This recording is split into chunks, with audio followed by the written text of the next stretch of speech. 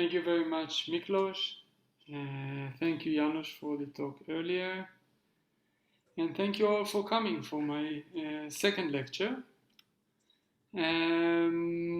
So this time I'm going to talk about Blackwell games.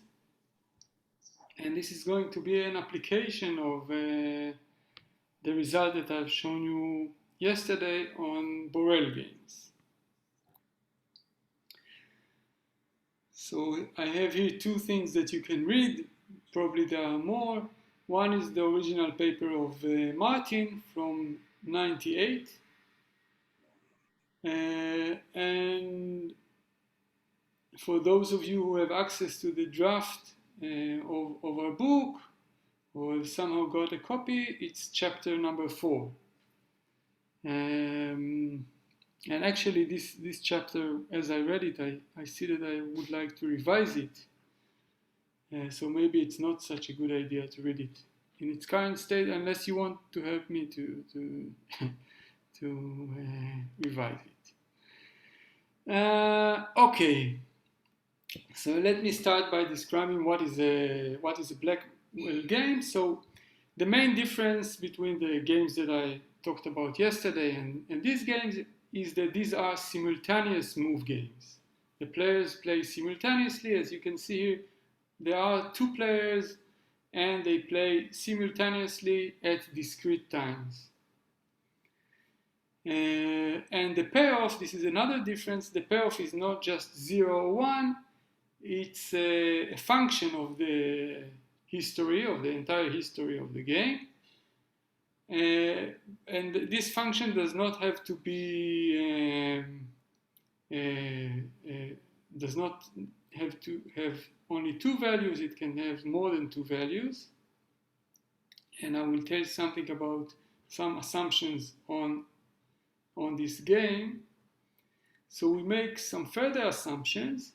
So at any position, if you look at the moves available for the players in that position, so now in each position both players move, so the available moves is a product set, moves for player 1 and for player 2, and we assume that these sets are finite. They have only finitely many moves at each position. This is one assumption. And the second assumption is that the payoff function is a Borel function and it is also bounded. So I think in the previous talk you've seen that in alternate move games, moving from a winning set to a payoff function, to a bounded Borel function, is not a big deal. It's a small reduction, but here it's more complicated, and in order to make the result general, we want to refer to general payoff functions and not just 0-1 functions.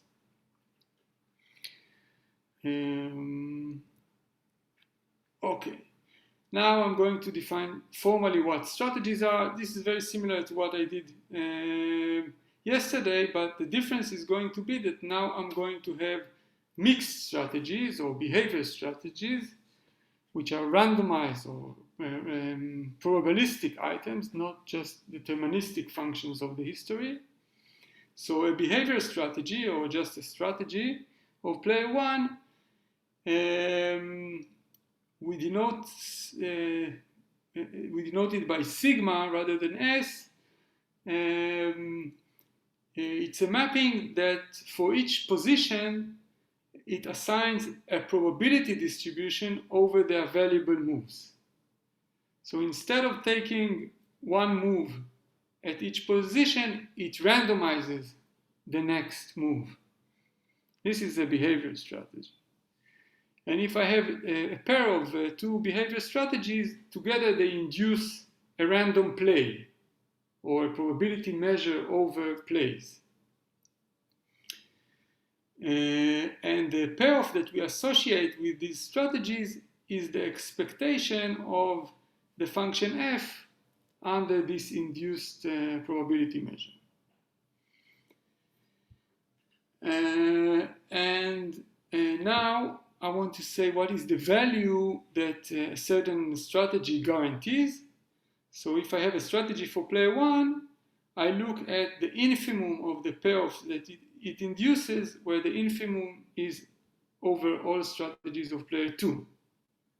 And the value of a strategy of player 2 is the supremum of the induced payoff, where the supremum is taken over all strategies of player 1.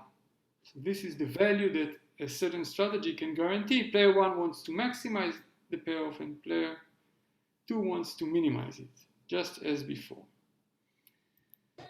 Ron, you're assuming that in every step there are finitely many options, but is it bounded uniformly, or? No, I don't need this assumption. Okay. Sometimes for notational reasons, sometimes people assume that the set of available moves is the same for every position. It makes the notation simpler, but for the result that I'm going to present, it doesn't matter.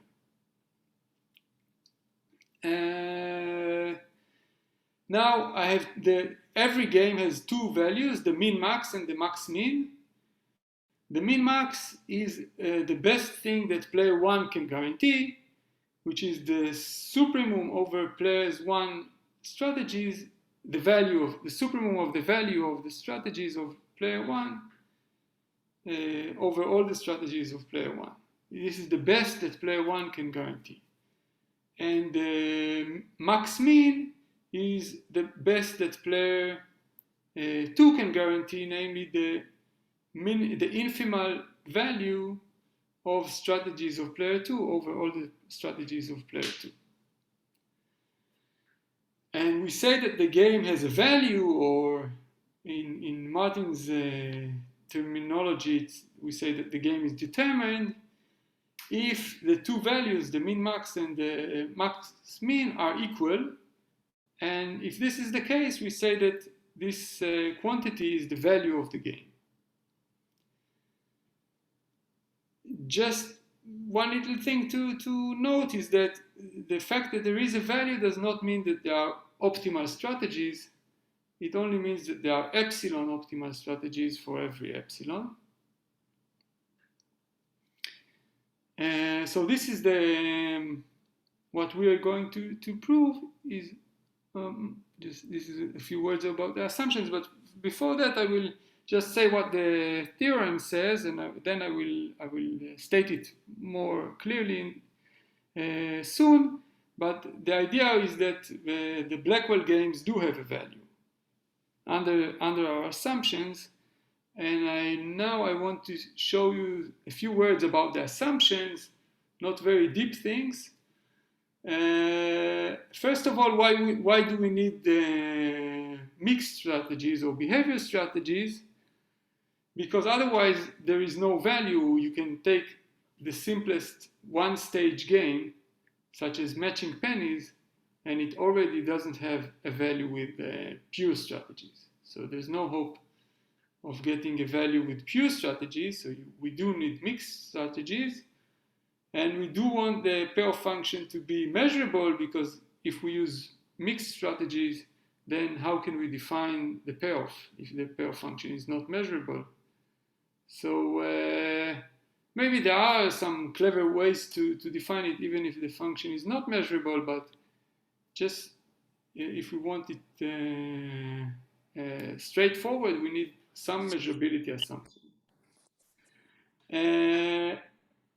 And also, without the finiteness of the sets of available moves, we can also create a game with no value. We can even take a one-shot game. For example, the game in which two players choose an integer, and the winner is the one who chose the bigger integer. This is a one-stage game with an infinite set of possible moves, and this game does not have a value.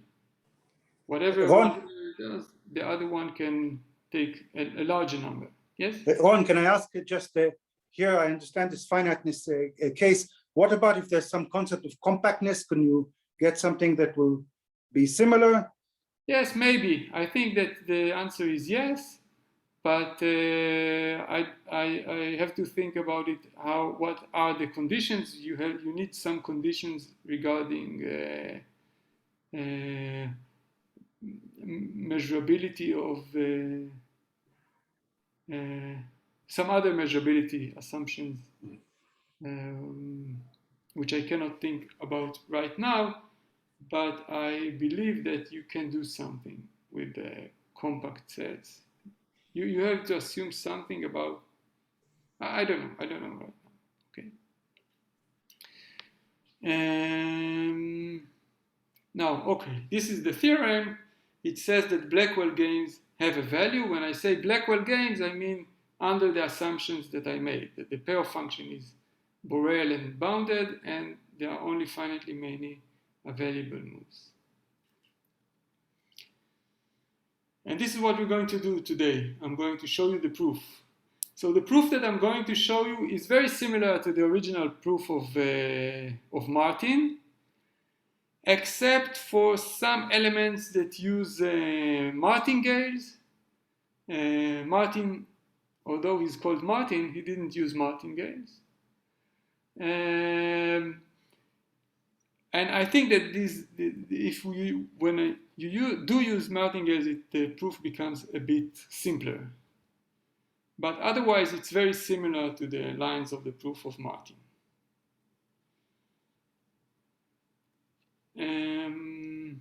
So I'm going to use two preliminary tools. One is for Neumann's Minimax theorem. And this theorem says that if you have a two-person zero-sum game, a finite two-person zero-sum game, a one-shot game, then this game does have a value and the players have optimal strategies. So here you have the definition of a two-person zero-sum game, and this is the theorem that I assume that most of you are familiar with. So I will go to the next thing. So the next thing is Doob's martingale convergence theorem, or at least one version of Doob's martingale convergence theorem. The version that I will need. Yes? May I ask a question? Yes. I was a bit confused in the beginning when you were talking about simultaneous games, because I used to identify simultaneous games with one-shot games, and after what you have said so far, it seems like I was wrong. I made a mistake. So you're calling your games simultaneous because there are several moves, but in each move, both players play simultaneously, right? And that's not the same thing as a one-shot game. Is that right? Yeah, so we actually call it simultaneous-move game, to say that each move is played simultaneously. But I think that since these games are of what is called perfect recall, we can view these games as one-shot games in which, in the beginning of the game, the players choose their strategies, and then the strategies induce a payoff. So you can have a sort of a normal form game, or strategic normal form game, that describe the same strategic situation. Okay, but leaving aside any kind of transformations, at first sight, you would not say that a one-shot game is the same thing as a simultaneous game. No, they are different things, right? A one-shot game is a simultaneous move game with a small interpretation. You can think of it as if they play in the first stage, and after the first stage, they only have one available action, and it goes on forever. If you want to turn it into a Blackwell game. Okay, thank you very much. Okay.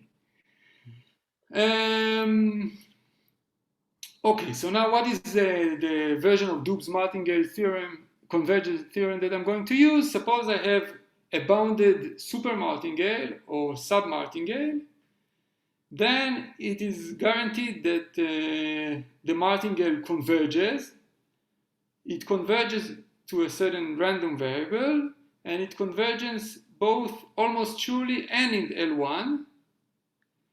And if it's a super martingale, then the value of the limit is smaller than, the expectation of the limit is smaller than the expectation of x0.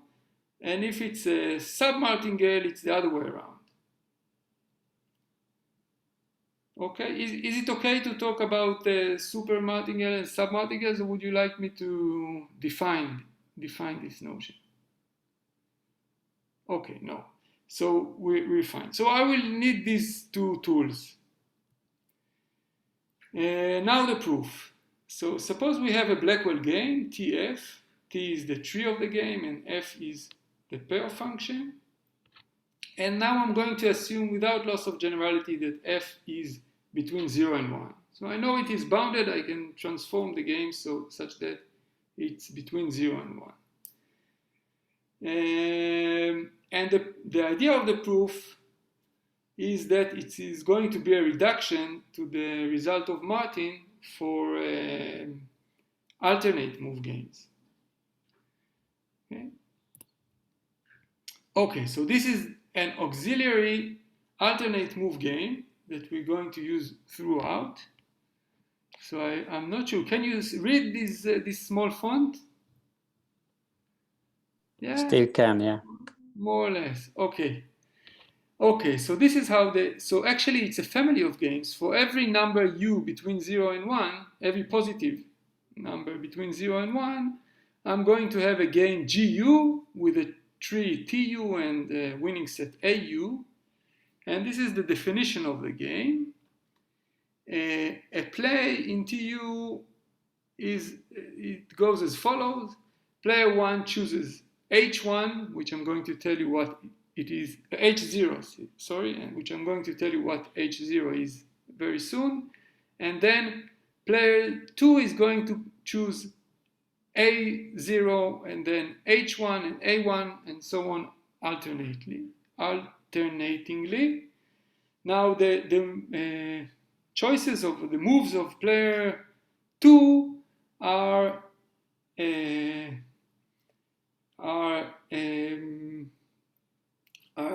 tuples or are pairs of moves in the original game T.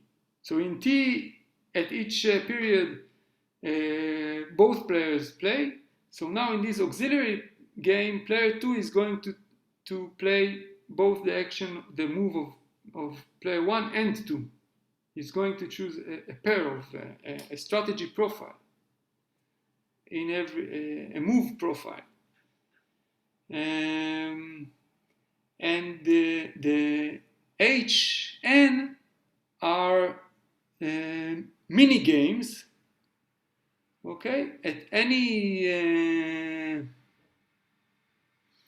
after any history, HN is going to be a mini game who's a mini two-player zero-sum game, a one-shot two-player zero-sum game, where the available the pure strategies of the players are the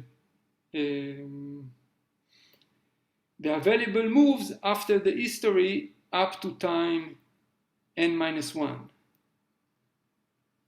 Well, I wrote it here formally. It is just a function, and we also assume that this function has values in the interval 0, 1. But we're going to have another important assumption is that the value of the game, here I have a typo, it's the value of Vn, not of, sorry, it's correct. The value of the game, of the game H0 must be at least U. U is the parameter of the game. And the value of, I wrote here something, the value of the game at time n+1 is going to be at least the payoff that is given by the game at time n by the action profile an. Okay, it might look a bit strange, but this is what it is.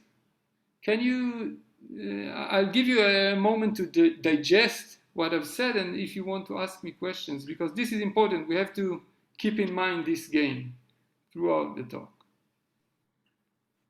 Not really clear what are the moves in HN and.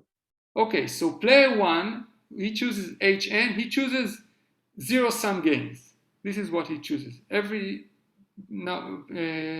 turn, he chooses a zero-sum game. And this zero-sum game, the action of the players in these zero-sum games are the moves available to the players, to both players, after the history A0 to AN-1. So at the first turn, HN is a zero-sum game where it's the first move of the game T, the first simultaneous move. And what player one here has to do, he has to assign numbers to the possible outcomes of the first move in the tree T. And these numbers define a two-person zero-sum game. Zero-sum game.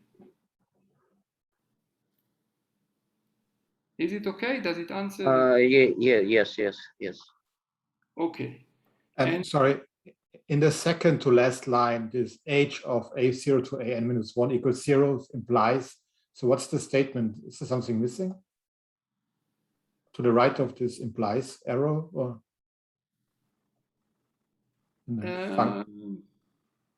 Just a second. Which line? Line number 4? The second from the bottom. So I didn't get there yet. Yes, it means implies, but I didn't get there yet, and yeah, I think maybe I have a typo there, but I didn't get there yet. So another thing that I didn't say, which you can see at the end of line number 4, is that HN of AN is greater than 0. So maybe I have to say what I mean by that. So the game follows like this. In the beginning, player 1 proposes a zero-sum game, and then player 2 chooses a profile of actions in that game, and they move on to the next stage. Then player 1 again proposes a zero-sum game, and player 2 chooses an action profile in that game, and so on. It goes on and on, but player 2 who chooses the action profile has to choose an action profile whose associated payoff is positive. Player 2 cannot choose an action profile that gives a payoff 0. Okay, this is a restriction on player 2.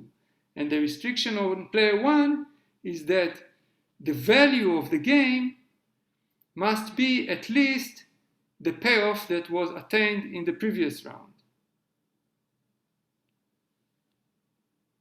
Okay, in each round they choose a game and then a profile. So the profile defines a payoff, attains a payoff. And then in the next game, the value of the game must be at least the payoff that was attained previously. Okay, so we have to think a few minutes just to see that this is indeed a game. This is indeed a tree. Namely that every position has an extension, and every prefix of a position is a position. So there is no problem with prefixes. We only have to say why there is an extension. So for player 1, there is no problem to extend. Player 1 can always play the game in which everything gets 1. It gives high enough payoff. And since we assume that the value of the games that player 1 chooses are positive, then player 2 can always find a profile for which the payoff is positive. If the value is positive, then there must be at least one profile that gives a positive payoff. So this game is indeed well defined. The tree of the game is well defined. It's a tree. And now the winning set is the following set. If we look at Hn of An, namely the payoffs attained during this process, the lim sup of these payoffs must be at most the value of f at the induced play. Okay, so it means that player 1, in order to win, player 1 have to be careful when player 1 chooses the games. Player 1 should not choose too high payoffs. If player 1 can easily find an action in which all the payoffs are very high, but this is not good for player 1 because then the lim sup will be larger than f. Okay, so it places a challenge for player 1. Now I'm going to look at the strategy. Now this is a note, and I think I have a typo there, but I will try to explain it and correct the typo maybe. So the set of strategies of player 1 have the following description, or they are isomorphic, or there is a natural correspondence between the strategies of player 1 and the following set. The set of functions from the positions in T to 0, 1, such that the empty position gets the value u. U or at least U? Sorry? U? Yeah, u, exactly u. Okay. At any position, if I look at the continuation payoff, at any position of T, I can consider a game in which the players play for the payoff of the next round. So the value of this game must be at least h of that position, the value of h at that position. So once I reach a position with a certain value, in order to proceed to the next round, this step is a zero-sum game whose value is at least the current value. And if for some position the value is 0, h is 0, then in the following positions the value will also be 0. So this is what I miss here. Maybe I can try to write here. Here it should be equal 0. So this arrow here is implied, and it means that if at some position up to time n-1 the value of h is 0, then any extension of that position is also 0. So we can think about h as some sort of continuation payoffs, or something like that. Once you reach a certain stage of the game, I don't know, you can give it any interpretation you want, but you can see that the strategy of player 2 induces such a function and vice versa. Okay, such a function defines zero-sum games in a natural way, and also the other way around. If you have zero-sum games, you know what is the relation between one step to the other. You can somehow, it's a natural correspondence. You just follow these HNs. Okay. And the places where h is 0, these are exactly the positions which are not legal in the auxiliary game. You are not allowed to move to a position where you get 0. This is not an allowed step for player 2. So we just set all these to be 0. Okay. Now I'm going to continue. So it's important to have this game in mind. Okay. Okay, now, as I said, there is a certain parameter u, and I'm going to show you that there is a certain critical u, which is going to be the value of the game, of the Blackwell game. So the first, the reduction step is to say that the GU is an alternate move game, and it follows all the rules of Martin, so it is determined. The only thing you have to think about is why the winning set is a Borel set, but f is a Borel function, and lim sup is also a Borel function, so the difference is a Borel function, and the fact that one is greater than the other is a Borel set. Okay. So GU is determined. This is a crucial step. And now if you take U and U prime, U larger than U prime, you just compare these two games, the trees of the game. So TU for the larger U is a one imposed subtree of TU prime. Actually, the only difference is in the first move. After the first move, they have exactly the same rules. In the first move, player 1 must propose a game whose value is greater than U. So if U is greater than U prime, then in TU, player 1 has fewer options than in TU prime. So this is a one imposed subtree, and furthermore, the winning sets have the same condition. Okay, so formally, AU is just if U is larger than U prime, AU is the set of all plays in TU intersection with AU prime. Okay, so essentially what this means is that if player 1 had a winning strategy in GU, then player 1 has a winning strategy in GU prime as well, because you only allow player 1 more strategies. And therefore there exists a critical U prime such that above that, a critical U star, above U star, player 2 wins, and below U star, player 1 wins. Okay? Okay, so I'm going to show you that U prime is the value of the original game, of gamma, of the Blackwell game.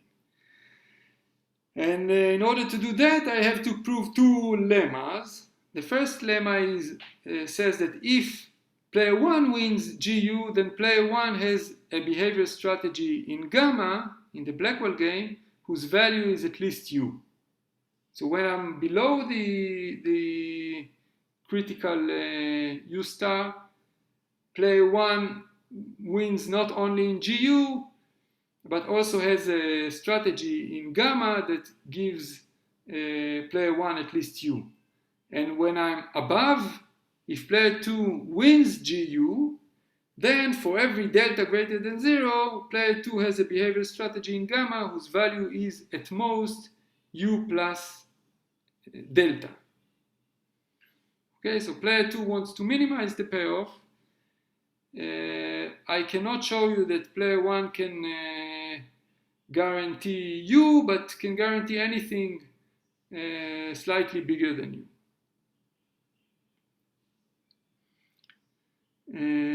So these two lemma, if I prove these two lemma, it concludes the proof, right? Okay, we're fine with that? Okay. So now I'm going to prove the first lemma, lemma 1. I'm going to show you how player 1 wins. I'm going to assume that player 1 wins GU, and I'm going to construct a behavior strategy for player 1 in the Blackwell game. So let's say that S1 is a winning strategy in GU for player 1. And now you can remember that any strategy can be identified with a function that assigns numbers to positions in 2.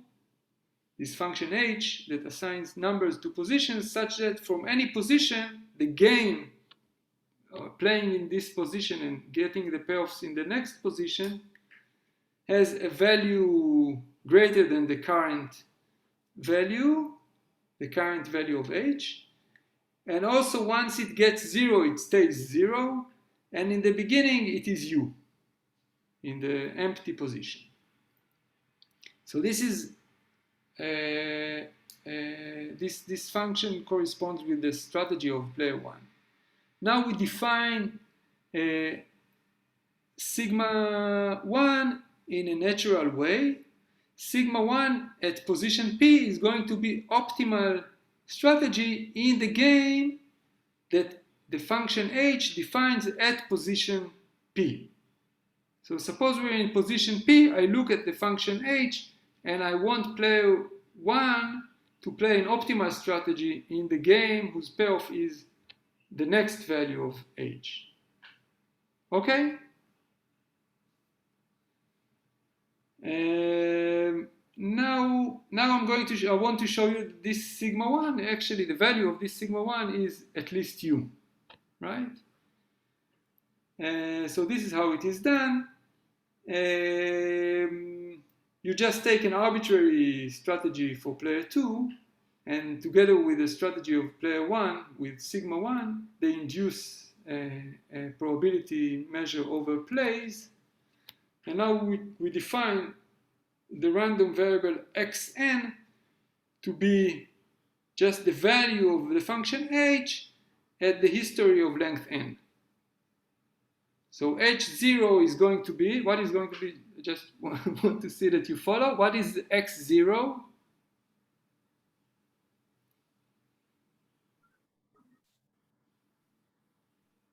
Okay, just I can go back a little bit. Okay, I have plenty of time.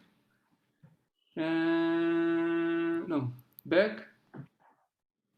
Okay, what?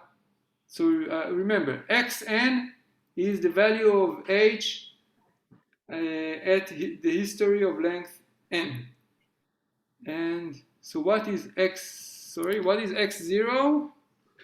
You have here a clue? U. U, right. Very good, Miklos. So x0 is u, and what is x1?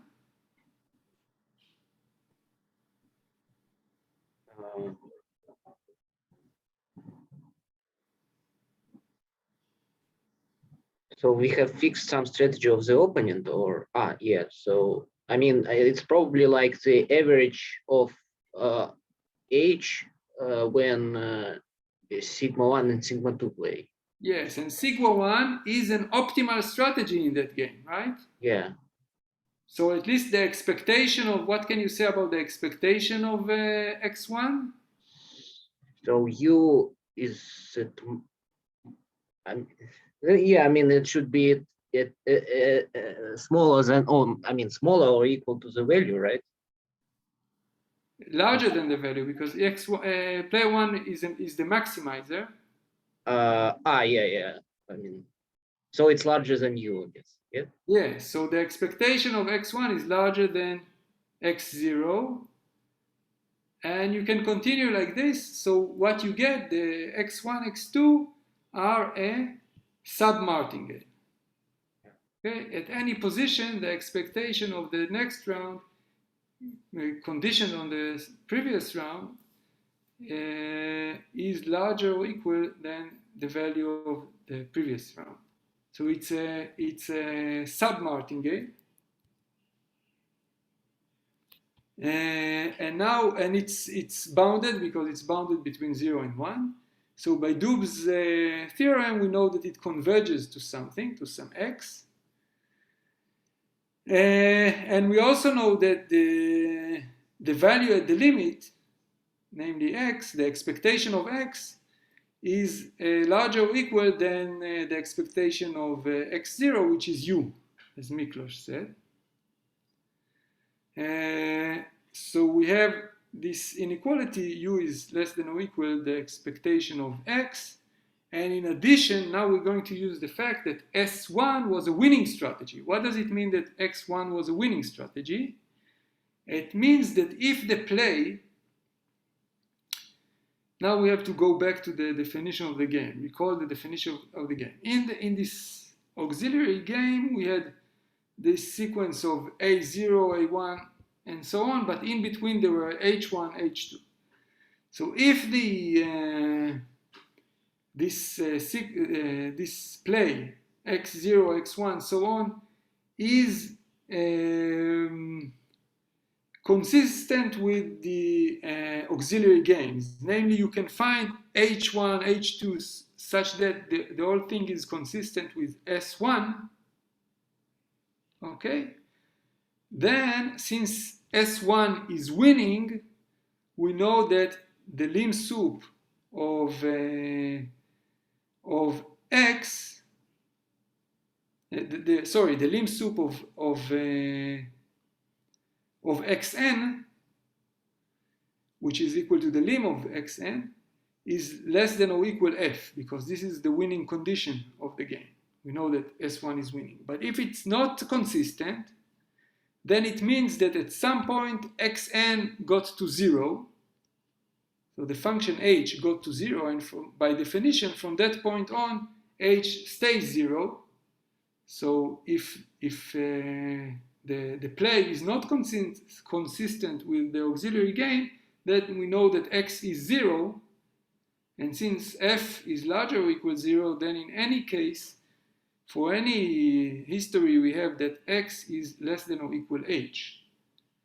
So if we plug in these inequalities together, we get that the expectation of f is larger or equal u, which is what we wanted to prove, right? We wanted to prove that the strategy sigma 1 guarantees a payoff of u. Okay? Okay. Arkady, you don't look happy.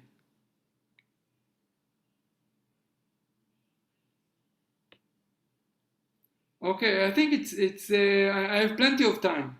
I can take questions, I can explain this, because the other side of the proof is similar but a bit more complicated. Do you have a toy example of this construction? I don't have, but I can try to draw one right now.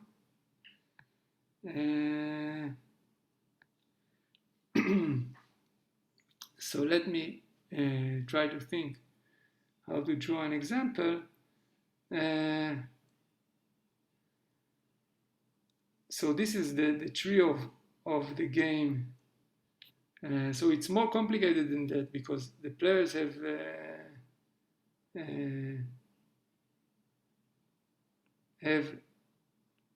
in each round of the auxiliary game, a move is a strategy pair, so I cannot draw it with a binary tree. So what player 1 actually does is it assigns numbers here. Let's say 0.1, and then 0.2,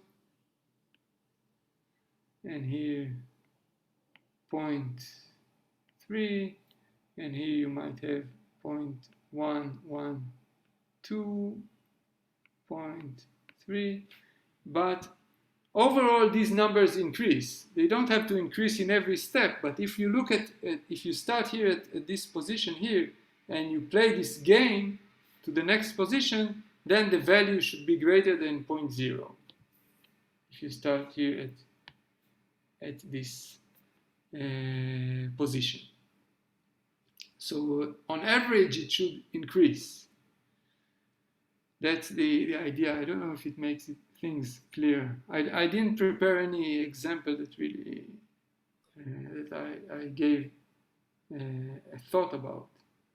Ron, I'm sorry if I gave the impression that I am unhappy. I'm just a a grumpy old man. That's it. No, sorry. What I could maybe say is that it's not easy to construct an example, but maybe just a piece of intuition that I have. It's as bad as any piece of intuition you could imagine. But I always think of player one's strategy as a kind of a promise of a continuation value, a promise of a continuation value. So player one basically initially says, okay, so if player two chooses this action profile, then the continuation value will be this. And if a player two chooses another, then it will be that. And every time player one is supposed to keep the promise at every step, in the sense that if she said that after action one, the continuation value will be 0.2, then in the corresponding one-shot game, when we reach it, its value has to be at least 0.2. So this is effectively the martingale condition.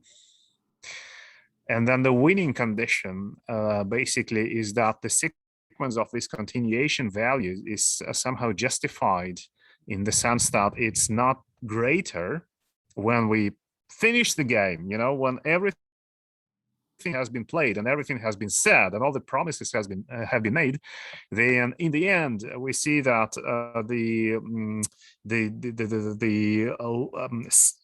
limit of the promises should not be larger than the actual payoff on the realized play that player two constructed.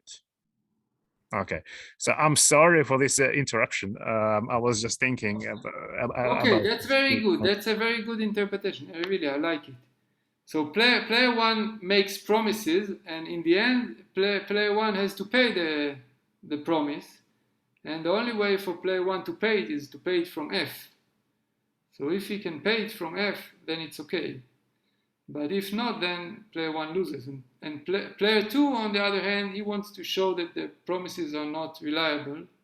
So player two chooses action profiles. He never wants to get to 0, because from 0 you can continue to 0 forever.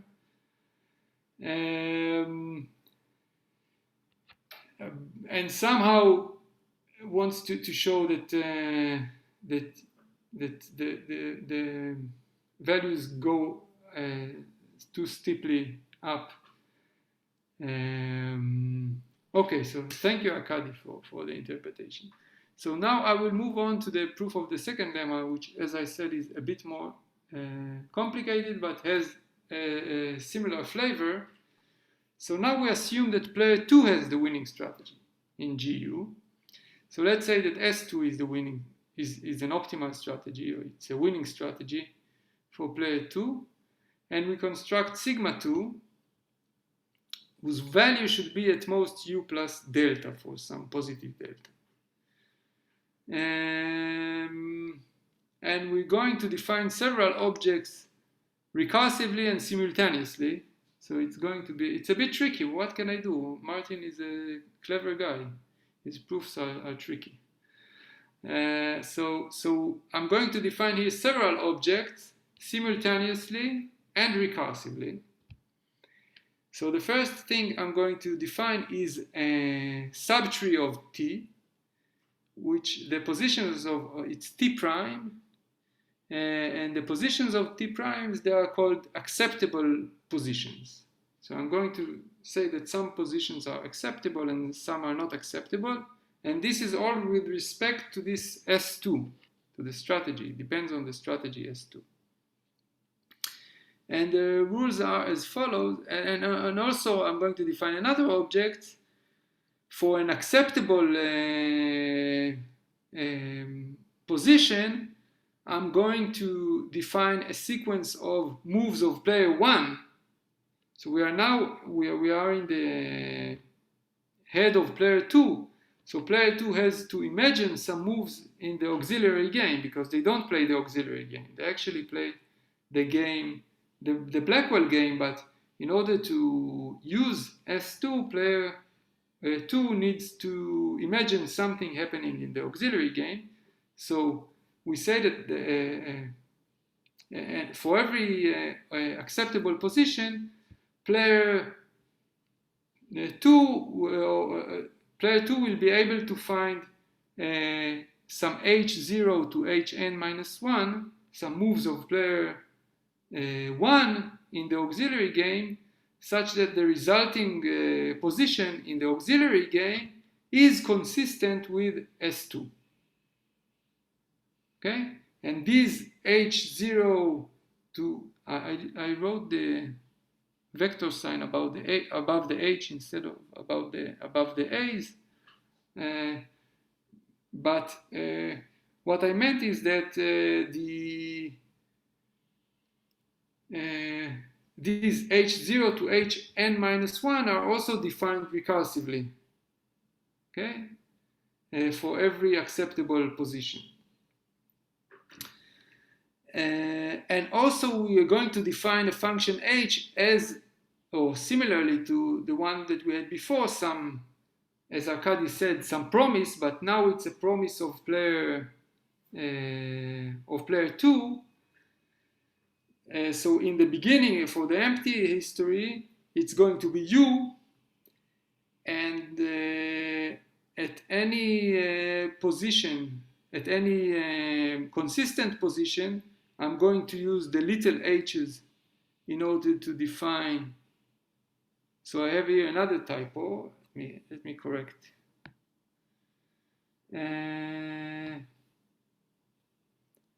Okay, so here it should be n minus 1. H of n minus 1 of an minus 1. So if I have an acceptable position in the Blackwell game, I can find a consistent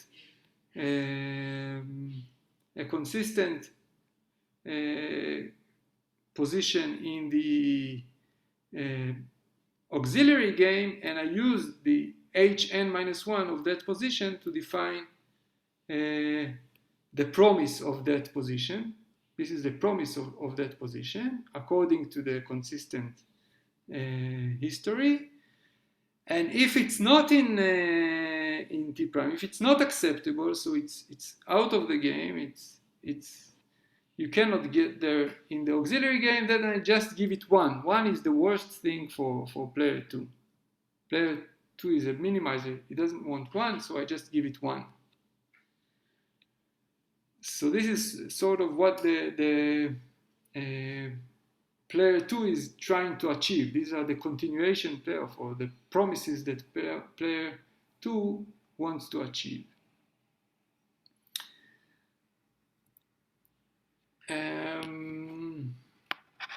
Okay.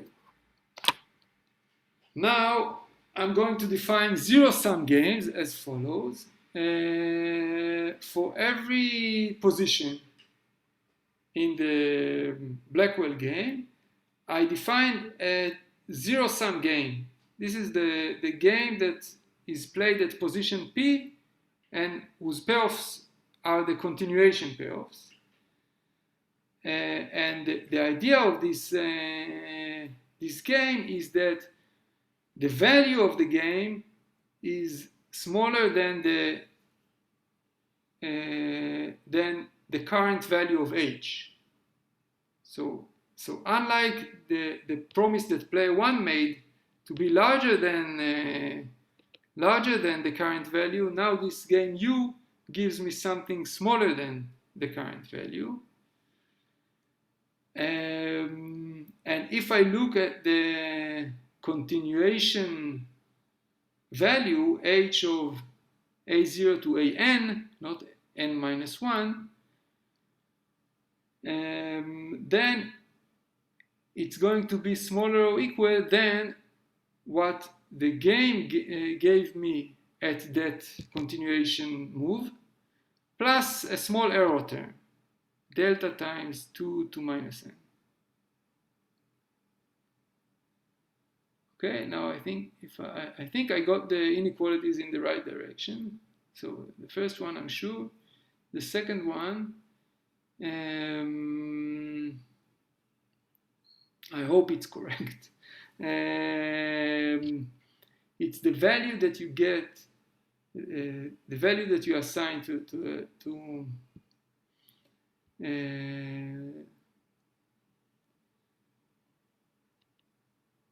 yeah, there is only a small difference between, so what is the difference between U and H? H corresponds to the promises that player 1 made, to this small h.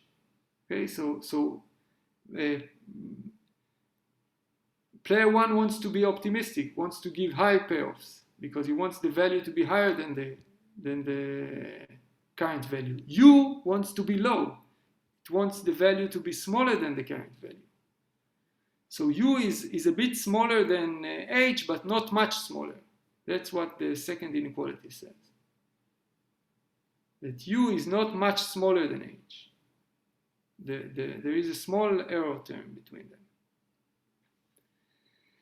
And now we define sigma 2, the behavior strategy of player 2 in the Blackwell game, to be in every position. It's going to be an optimal strategy for player 2 in the one-shot game UP. Okay, so in any position I have this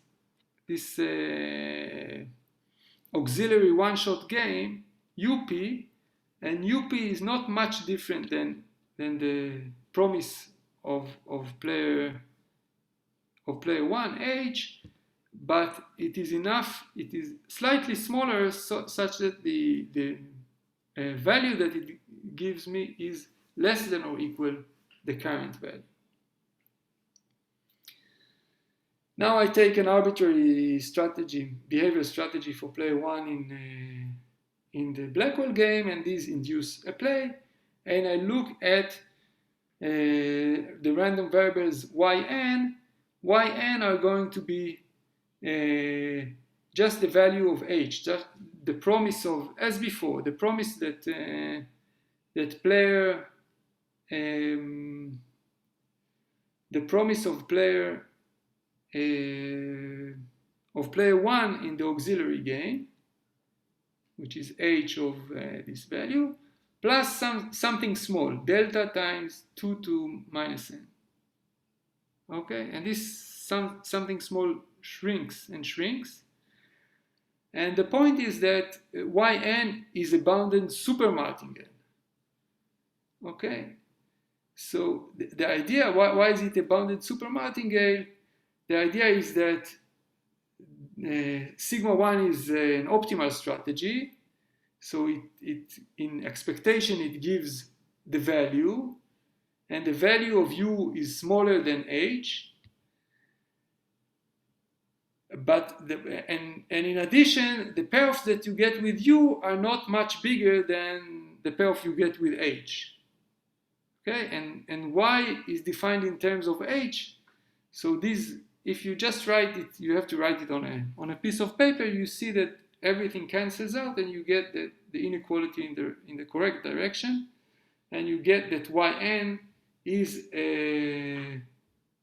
a super martingale. It decreases, and since it's bounded, it converges, and as before, the expectation of y is less than or equal to the expectation of y0, and if you just ask yourself what y0 is, so y0 is, as before, it is u, but also with the error term, because y is defined as h plus something, and when you plug in n equals 0, you get delta. So it's y plus delta, but this is why we want to show that that y is greater than f, and this is indeed the case, because as S2 is a winning strategy. So if I take a history, and let's say that the history is acceptable, all the prefixes of the history are acceptable, so it means that this history induces a history in the auxiliary game, and the history in the auxiliary game is consistent with S2, and S2 is a winning strategy. So the limit of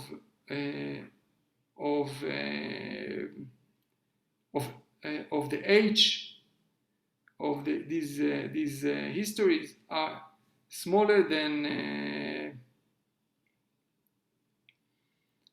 the limit of these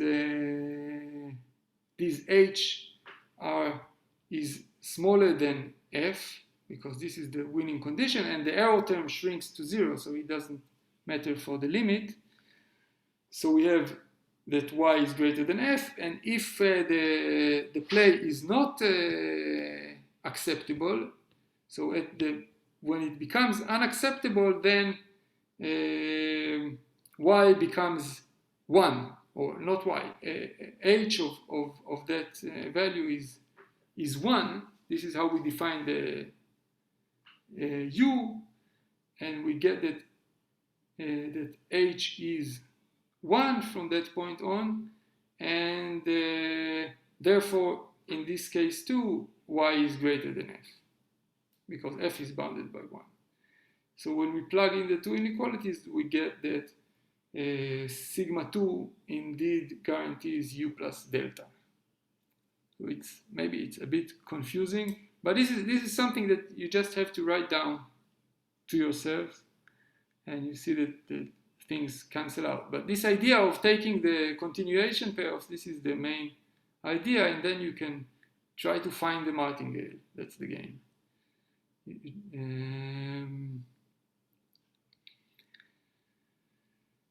Okay, now I have time for questions, and then I have something else that I can say.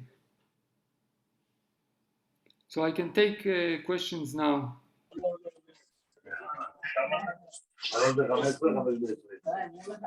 Yes, Abraham? Yes. Do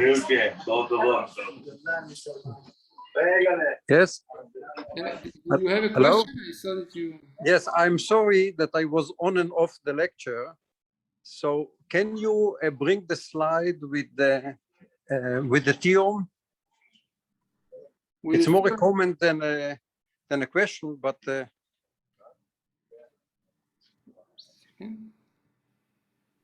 No. Okay. Yeah, this one? yes, but do you have here the definition of Blackwell games?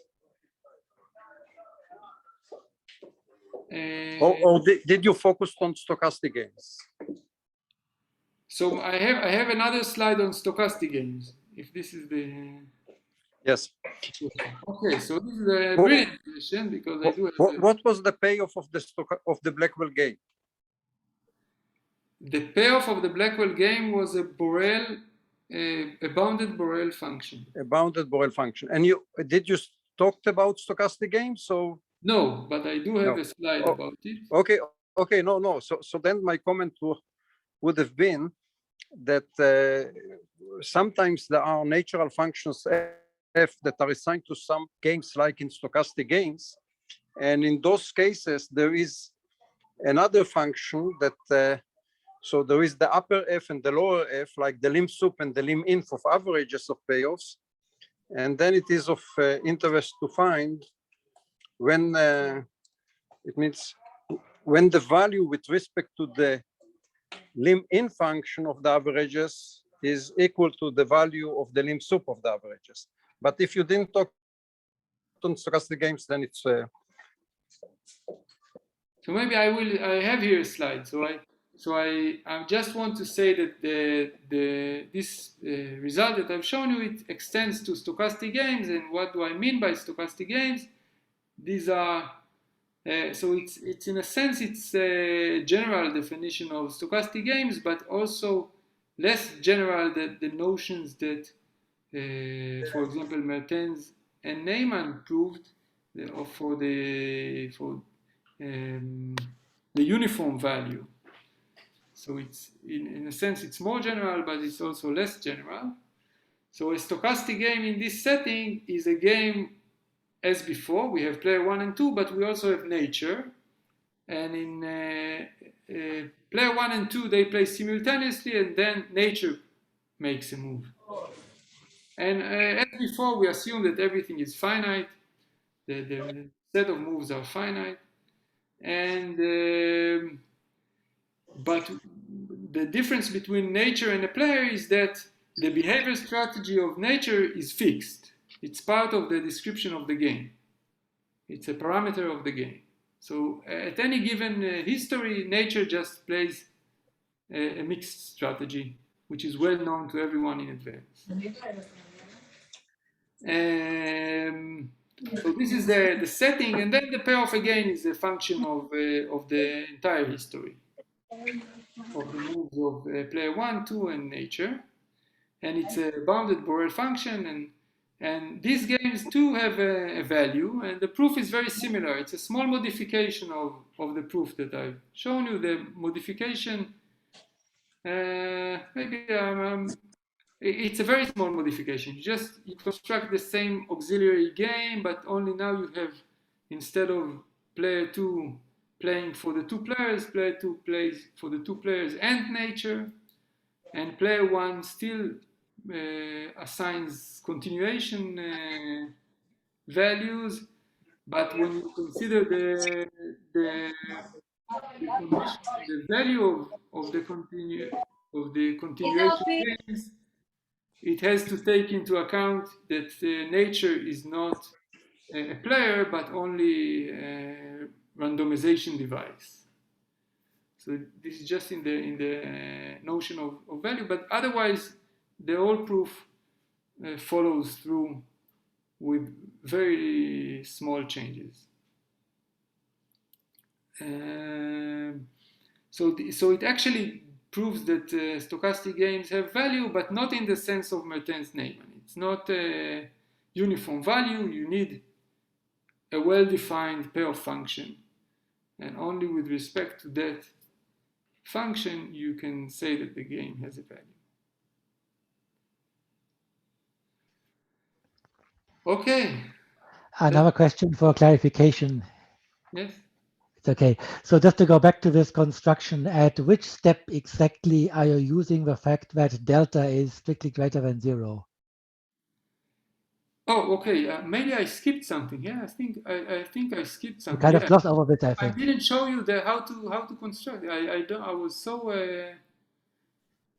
puzzled with no one asking questions that I just skipped to the end.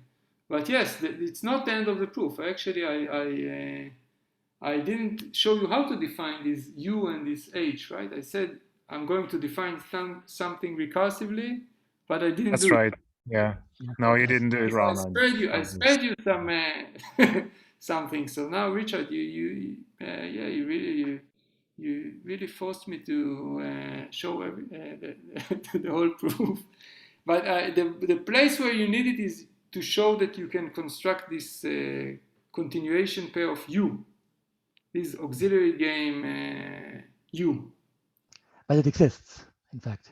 That you can construct. So I didn't do it. I don't know if I should do it. What do you say, Miklos? You're the organizer. Should I show the remaining part of the proofs that I skipped? I vote for yes, but of course this is a very democratic training school, especially some privileges to the speakers. So you do what you want, but okay, so I'm going to. Well, I have to do it. If Miklos says it's one man's vote. So I didn't do it. So I have to define all these objects, these acceptable positions, and the function U, and the imaginary moves of player 1, the H's, all this. So this is how it is done, So if P is not acceptable, is unacceptable, then any extension of P is also unacceptable. That's the first rule in the definition.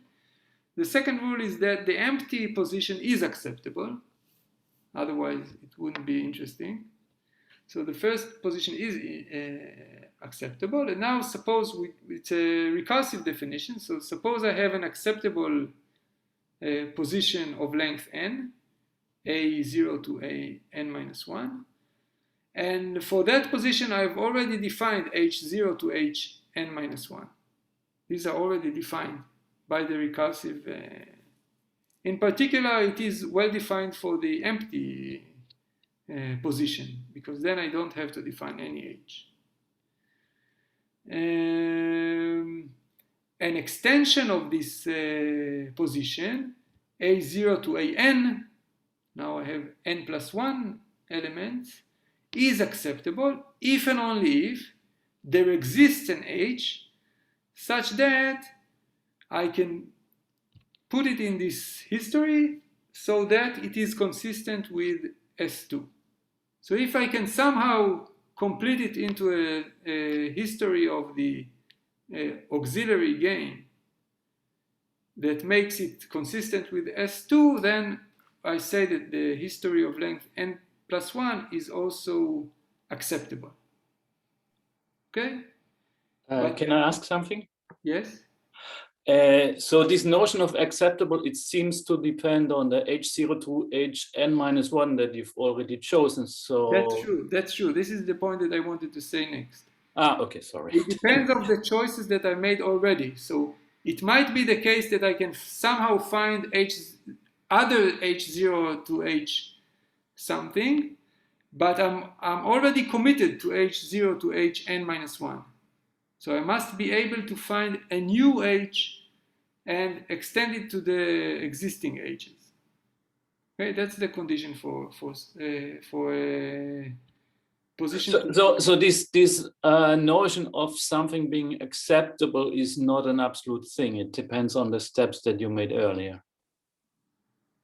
Yes, so I have some freedom in the definition, and it's also a recursive construction. Yes, I have some freedom. It depends on the choices that I made before, and I will have some freedom regarding these choices.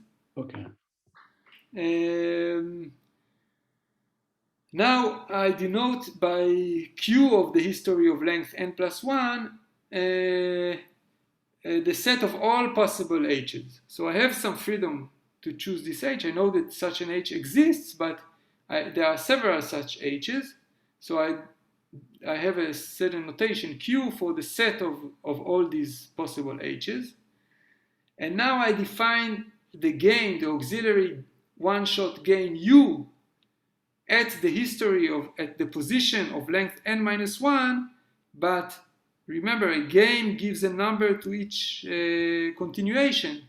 So at this specific continuation, an, it's going to be the infimum over all the possible h's. Okay, so there are different possible h's. If I take, and each such h gives a different number to the move an, and I take the infimum over all such h's. This is going to be u. And if this set is empty, if Q is empty, or in other words, if a0 to an is not acceptable, then I define U to be 1. The worst thing for player 2. This is the definition of U. And now I have to define, now I want to commit to Hn.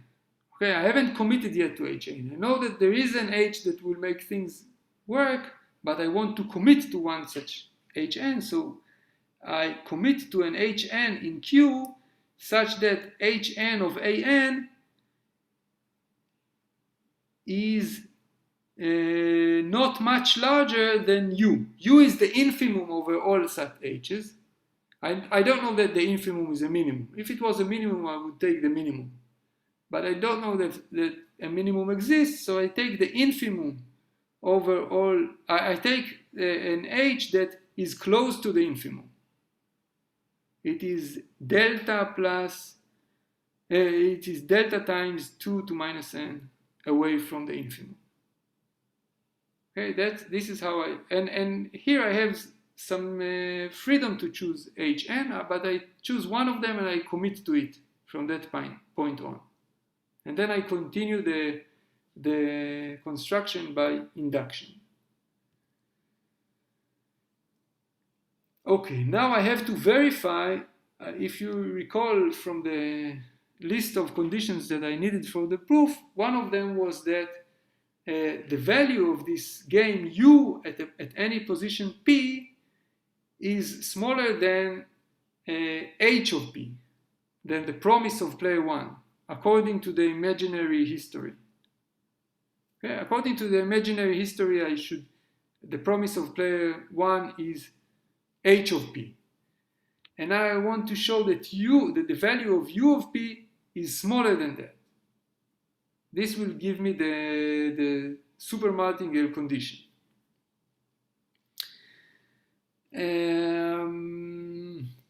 Okay, so how do I do it? If p is unacceptable, then both hand sides here are 1. Because u is defined to be identically 1, so the value is 1, and h is also defined in a way that unacceptable histories get the value 1. So if it's unacceptable, then it's 1 on both hand sides. So let's say that I have an acceptable history of length n, but for the sake of a contradiction, I have that the value of u at this position is equal to h of p plus epsilon for some positive epsilon. And h of p is just, by definition, it is hn minus 1 of an minus 1. So it's the promise that player 1 made at time n. Okay, this is h of p. Okay, so I have this, I know that the value is, it is the promise plus epsilon. Now I can define a game H, a game at position P, a one-shot game at position P as follows. I take u minus epsilon, but if it becomes negative, I just round it up to 0. Okay, so it's the maximum between 0 and u of that action profile. Okay, so it is something h is a bit smaller than u, right? I take u minus epsilon.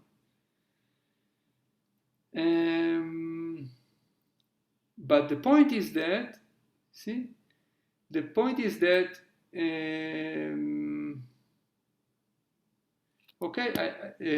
h is smaller than u, but it is bigger than u minus epsilon, because it's u minus epsilon, but rounded up when it's negative. And therefore, the value of h is larger or equal to the value of u minus epsilon. But recall that the value of u minus epsilon is exactly the promise, the hn of an. Okay, this means that h is a possible move for player 1 in the auxiliary game at the position, the imaginary position that player 2 had in his mind. So if player 2 had in his mind a certain imaginary position in the auxiliary game that contains also the h's, and in that position, this h that I've just defined is a possible move for player 1. Okay? And not only is it a possible move for player 1, we also know that the response of player 2 is going to be an action, an plus 1, such that h of an, so I have several typos here. See? Oh. This should be an arrow here, and this is an. So h of an has to be positive, because this is part of the rules of the auxiliary game. The player one can only take moves that lead to positive promises.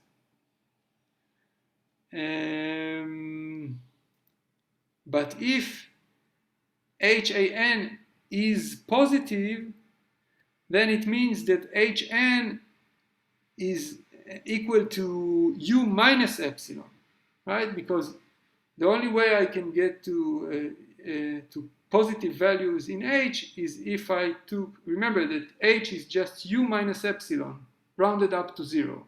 So if H is positive, it means that H is U minus epsilon, but this is a contradiction to the definition of U. If you recall the definition of U, it was the infimum over all H's. So I cannot have an H that gives me something smaller than the infimum. Okay, I know this part of the proof is a bit tricky, but this is, I think, the only reason why Martin chose the moves of player 2 in the auxiliary game to be such that player 2 must move to a position where the promised payoff at that position is positive, just in order to get this contradiction here. Okay, so this proves that the value, and I think this, if you look at all, I don't think I missed. Now I think I gave the entire proof. So if you look at all the conditions that I promised you that will be satisfied, I think now they are satisfied. Okay, so I'm done. Thank you very much. Thank you, Ron. Questions, remarks? I have one remark, but actually it's just showing my ignorance about the whole thing. Whenever I was thinking about simultaneous move games, I always thought that they are just extremely different for games with alternating moves. And so I find this proof by Martin completely contradictory to my own naive imagination, because it shows that somehow you can translate a simultaneous move game into an alternating move game. And even though I read the proof, I still don't fully understand how on the planet this is possible. So to me, this is one of the most amazing, but it's just my own very, don't pay too much attention. To me, it's one of the most amazing proofs, in game theory. This, I simply don't even know how he came up with the idea to do this. Now that I see how it's working, of course, it sheds light on some intuition, but still, to me, it's like a mysterious way of doing things where everything can be proven and comes together, but I don't know. I wonder how the basic intuition came. I never, I don't know, is there anything about this? Maybe somebody knows, I don't know. So basically it's not a question, it's just my own admiration for this proof. I find this proof much less tricky than the previous one that I... Yeah, but it uses the previous one as a black box. So in that sense, it's true. But the fact to translate it back, to me, this is really, I think for the alternative move games that you have to go down or go up in the Borel hierarchy, this is something I think people expected a little bit before based on earlier proofs. But to me, this is coming out of nothing. But actually, I don't know much about it. So probably there are people here who know a lot more about this, how the idea came to translate that simultaneous move game into an alternating move game. This is Yes, I think there are several ideas here. One is that just to look at continuation payoffs and construct it somehow, glue everything together, but the conditions are very local. You have at any position, you look at the continuation, and you want all these continuations to glue together. That's one idea. And another thing is that you can, even though the game is finite, when you go to the number of alternatives is finite. When you go to the auxiliary game, you have a much richer space of the moves are zero-sum games, which is a continuum of an element of a continuum. So it gives you a lot of room to do clever things. But I too, I don't.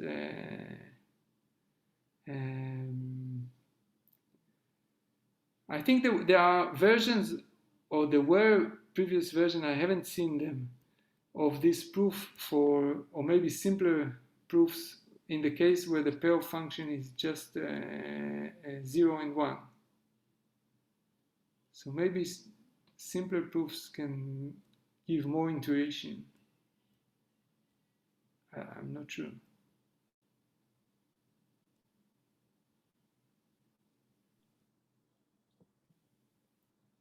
I mean, what I also find puzzling is that the randomization has seemed to disappear, right? Because in the original game, you maybe need to randomize, right? If you, I don't know, if you play matching pennies all the time and you take an average payoff or something, or limb soup. While now here in this construction of the transform game, they seem to play pure strategies, right? Of the, you know, these A's, they are just actions, right? If I'm not, or action profiles. Yes. In the auxiliary game, they play pure actions, but the actions themselves, they have a continuum nature. So they come from a similar domain as behavior strategy. No, it's true that the H's, right? They are from a continuum, but the A's, aren't they? They're just the original. There is an asymmetry in the Blackwell game. It's symmetric. The two players have similar roles, but in the auxiliary games, it's not symmetric. There is you can think of it as a prover and a verifier. One player tries to prove that the value is above a certain level, and the other one tries to. Yes. So what I wanted to say is that it's puzzling that you don't need player 2 to allow player 2 to randomize, right? That's true. Yes, it is puzzling. I agree. I think I have some maybe intuition why this is the case, but it might be super wrong. So I think that it might be best to think of this as not player 1 and 2 of the original game, but two different ones. Player 1 wants to verify that the game has sufficiently high value. Player 2 wants to prove them wrong. And so in the start, player 1 says, this is the value of the game, at least. There are two things, I don't believe you. How should this work? Player 1 tells you that's the continuation value. And there's always a way that the player 1 can promise higher and higher continuation values. And then player 2 picks a step and says, I don't think this value, you have to choose an overly high value there. And then player 1 says, no, I can do this again. And then you get a long sequence, and player 2 wins if the sequence basically is over-promising because it's not the continuation value, but it's larger than f. And I think what's the tough thing is, if player 2 has a winning strategy, it kind of means what player does is wrong. There must be somehow a higher value that player 2 can achieve, but it doesn't tell very easily what it is. And so I think that what player 2 kind of does is player 2 knows that player 1 has to overpromise, no matter what kind of strategy player 2 uses. So then player 2 can ask, what's kind of the worst up to epsilon strategy the player 1 can use? And then knows even the continuation value there must be overpromising. So player 2, this allows then a strategy in the original game to be constructed that employs this kind of over-promising. Yeah. And this verification, of course, that the continuation value cannot be that high. You just have to show it cannot be as high as long as some pass. And this pass you can always choose deterministically. Yes. Yeah, this is really nice wording. I find this wording really helpful, Michael. Thanks. Elon, I have a question for you. Are you aware of a different proof where both sides of the proof use something similar to the one that I used for player 1? No, I'm aware of Martin's proof. I am not aware of others. Because I think that the side of player 1 is more intuitive. Yeah. You have continuation payoffs, you just play optimally according to these continuation payoffs and you hope for the best. And for the other player, there is a certain trick. You have to apply a certain trick. So I wonder if you could somehow do the same thing for both players, or you really need to do this. I know.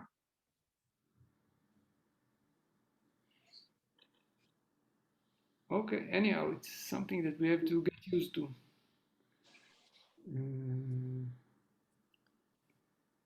Yeah, another intuition is that an alternate move game is just an infinite formula with infinite number of with a sequence of quantifiers. Yes, player 1 plays the existential quantifier and player 2 the universal quantifier. And they alternate infinitely many times. And in the end, there is a Borel predicate. And the theorem says that the negation of one formula is what you would think should be the negation. You just alternate all the quantifiers and negate the predicate. This is Martin's theorem. So in a sense, you have to construct the formula that says that the value is above u, or something like that. This is the auxiliary game. It's the formula that says that the value is above u. This is some